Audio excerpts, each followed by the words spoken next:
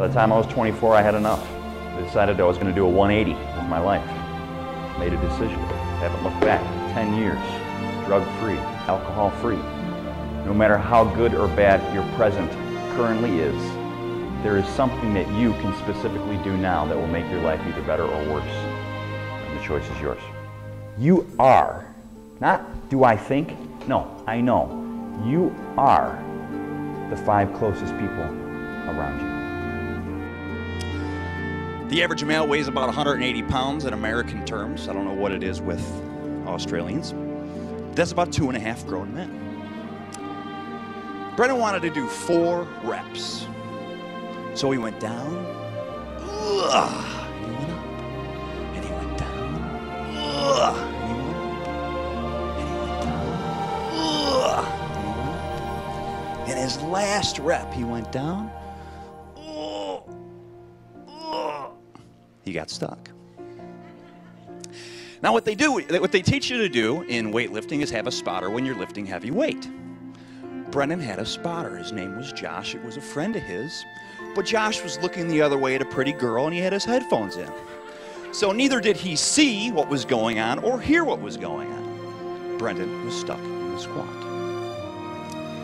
Do you know anybody that's stuck in the squat in their own lives? They want to do this or they're thinking about doing that. They're the wanna-doers and the think-abouters. Well, you know, I was thinking about writing a book. I always wanted to find my niche. Or niche in America. They're the wanna-doers and the think-abouters. And the funny thing about the wanna-doers and the think-abouters is that they end up becoming the never-doers. I'm a business owner. I own child care centers. And I got down on one knee and I said, "Oh, Pele, it's okay. But you can't lie at school. And you can't tell stories. Because if you lie, you won't be able to live a good life. And we want to live a good life. We don't want to lie, do we?" And he said, "No." But then he asked me that one famous question. That one question that I couldn't answer.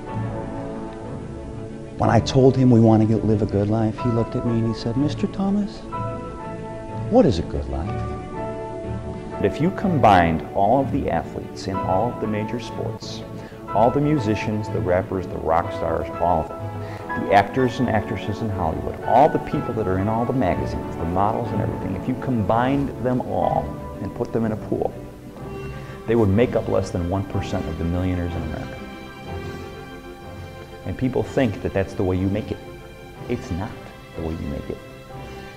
99% of the millionaires in America didn't make it like that. They made it through hard work. They made it through principles. They made it through building themselves up and creating a foundation in their life. That's how you do it. How do you think Dr. Martin Luther King got 250,000 people to Washington without any advertising, without any Twitter or Facebook or cell phones? And let me help you with something. Out of the 250,000 people that were there listening to him speak, 1/4 of them were white. People went there because they believed what he believed. His speech was, "I have a dream" speech, not "I have a plan" speech. If people talked to you and if the leaders talked about to other people that they're looking to get to follow them about their beliefs instead of a 6-point plan, more people would follow them. They would inspire.